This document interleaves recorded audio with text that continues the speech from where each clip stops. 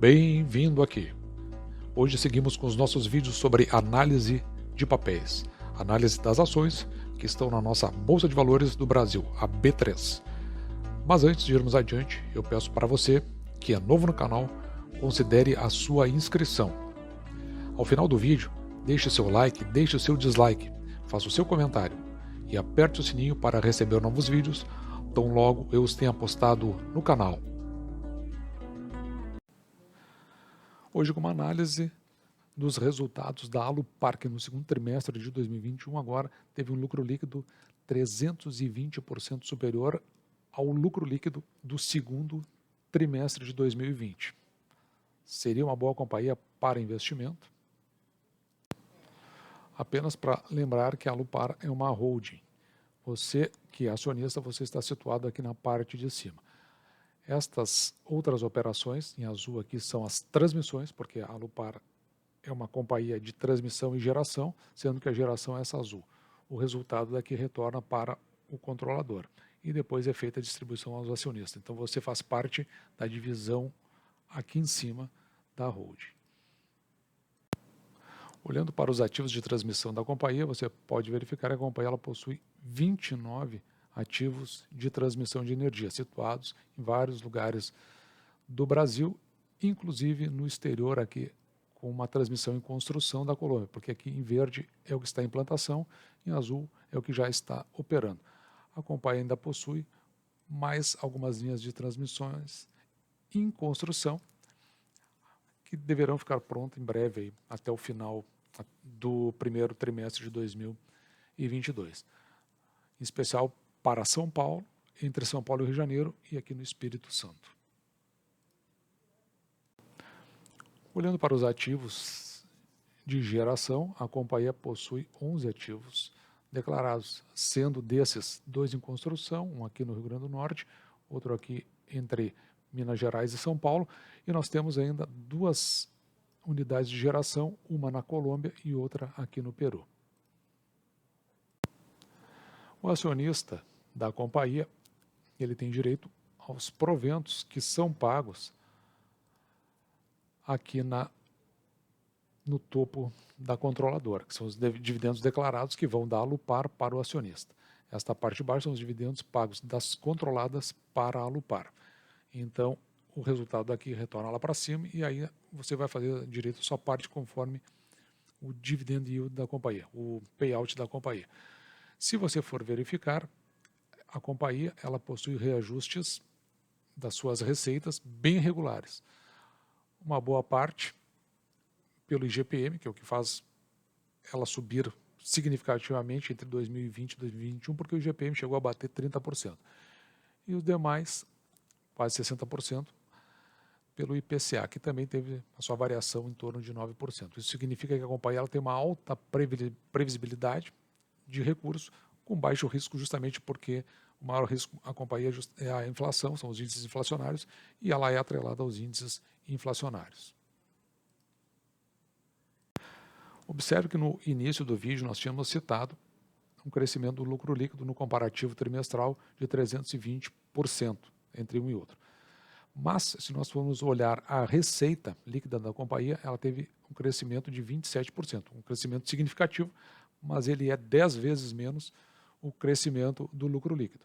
Isso aí ocorre pelo seguinte: provavelmente aqui houve despesas não recorrentes. E como é que a gente confirma isso? Justamente pelo EBITDA da companhia, que foi a metade no comparativo trimestral, indo de aproximadamente 500 milhões para 1 milhão e 100 milhões. Então esse crescimento pequeno, se comparado com o mesmo período, o resultado do lucro líquido, nós podemos verificar que o EBITDA, que é esse lucro antes dessas incidências dos impostos, dos juros, das amortizações e das depreciações, ele ficou em 53, ou seja, uma boa parte desse valor, comparado aos 79, foi provavelmente por conta de despesas não recorrentes, o que fez, então, aparentemente, esse lucro ter essa valorização bastante significativa. No entanto, se nós formos verificar aqui com relação a 2018, o lucro líquido da companhia ele esteve dentro de um contexto de estabilidade, principalmente se nós formos verificar, primeiro que é uma variação de quase 4 anos, mas também porque ele segue mais ou menos os patamares na totalização em relação aos anos de 2019 e 2020, podendo inclusive chegar perto desses valores ao final do exercício. Olhando para o endividamento da companhia, nós podemos verificar que a companhia tem o seu total da dívida, ou seja, a sua dívida bruta, em aproximadamente 9 bilhões e 300 milhões. No entanto, ao final do exercício passado, dezembro de 2020, a sua dívida bruta era de 8 milhões e 900 milhões, 8 bilhões e 900 milhões. Aqui nesses gráficos a gente pode verificar como é que evoluiu a dívida da companhia. Então, nós temos que a dívida bruta da companhia, ela estava em 8 bilhões e 900 milhões e passou para 9 bilhões e 300 milhões aproximadamente. No entanto, a sua dívida líquida estava, ao final do exercício passado, em aproximadamente 6 bilhões e 700 e 800 milhões, sendo que agora ela está em 7 bilhões e 500 milhões, tendo aí uma variação de 700 milhões no crescimento da sua dívida líquida. No entanto, a gente observa aqui que a disponibilidade da companhia ela caiu de 2 bilhões e 200 milhões para 1 bilhão e 800 milhões, aproximadamente 400 milhões na redução das suas disponibilidades, que é o que ela tem em caixa, mais o que ela tem investido no mercado financeiro e naqueles ativos que ela consegue transformar rapidamente em recursos com alta liquidez. A composição da dívida da companhia fica distribuída da seguinte forma: 53%, quase 54% está atrelada ao IPCA, que é esse verde aqui, e 25,7% está atrelado ao CDI, que é esse espaço aqui. Os outros dois grandes montantes, uma parte está em moeda estrangeira, 11%, e aqui sim tem impacto na dívida, e 8% aproximadamente está vinculado às taxas de juro de longo prazo. Significa que essa é uma dívida com um custo mais ou menos associado com os nossos indicadores de endividamento do país. Por isso, nós conseguimos verificar que o custo médio da dívida da companhia ele está em 9,5%, sendo que o ano passado esteve em 7,3%, justamente porque nós tivemos taxas de juros mais baixas, a Selic estava lá perto dos 2%, e agora ela está com crescimento ali subindo na direção dos 6%. Por isso esse impacto, porque os maiores componentes da dívida são justamente o CDI e, no caso, o IPCA, que teve sua variação de aproximadamente 8% nos últimos 12 meses. No entanto, o patamar do custo da dívida ele vem se mantendo mais ou menos dentro desses valores aqui. Então, uma dívida que está dentro de um custo médio histórico da própria companhia. Para estabelecermos a relação da dívida líquida sobre o EBITDA da companhia, nós temos que considerar, porque a dívida é um acumulado, o EBITDA, por exemplo, dos últimos 12 meses. Então, se nós olharmos para o EBITDA dos últimos 12 meses da companhia, está em 4 bilhões e 700 milhões aproximadamente. A dívida líquida da companhia, conforme nós apuramos, está em 7 bilhões e 600 milhões aproximadamente. Ou seja, na relação da dívida líquida sobre o EBITDA, nós temos a relação de 1,6, que é bastante confortável, quando normalmente os covenants eles buscam uma relação até perto dos 3. Aqui um parêntese, eu abro para quem é investidor da Taesa, porque a Taesa está com essa relação da dívida líquida com o EBITDA batendo nas 4 vezes. Assim, nós podemos verificar então que 1,6 é a relação da dívida líquida com o EBITDA, sendo que a dívida bruta em relação ao EBITDA está em 2,0, que é extremamente confortável. Nós podemos ainda verificar o cronograma de amortização da companhia. E aqui só chamar a atenção, porque o cronograma é um cronograma bastante confortável, no entanto, para o investidor da companhia, uma atenção aqui para os anos de 2024, 2025, porque se você for ver esta marca em verde, que nós observamos aqui, vou fechar um pouco mais o quadrado, ela é pertencente à holding. E o recurso que é distribuído ao acionista, ele advém justamente lá da holding e não do total da companhia. Isso significa o seguinte, que provavelmente aqui possa ter uma redução de dividendos conforme o andamento da companhia para os anos de 24 e 25, no entanto, o cronograma geral da companhia ele é bem distribuído, sendo que após 2026 está um montante mais significativo. Olhando para o fluxo de caixa, que nos dá o retrato de casamento de todas as abordagens que nós fizemos até agora, observe-se que o caixa líquido das atividades operacionais da companhia fechou aqui no positivo em 9 milhões e 600 mil aproximadamente. Um valorzinho pequeno, mas isso aqui só significa que para a entrega dos seus serviços, a companhia pagou menos do que ela gerou dentro do seu caixa, ou seja, para pagar os seus serviços, ela arrecadou mais, ou seja, isso aqui é um valor que a gente deseja, que ele seja um valor positivo. Se nós formos olhar agora para o caixa líquido das atividades de investimento da companhia, nós podemos verificar que o caixa líquido das atividades de investimento da companhia fechou em positivo de aproximadamente 200 milhões.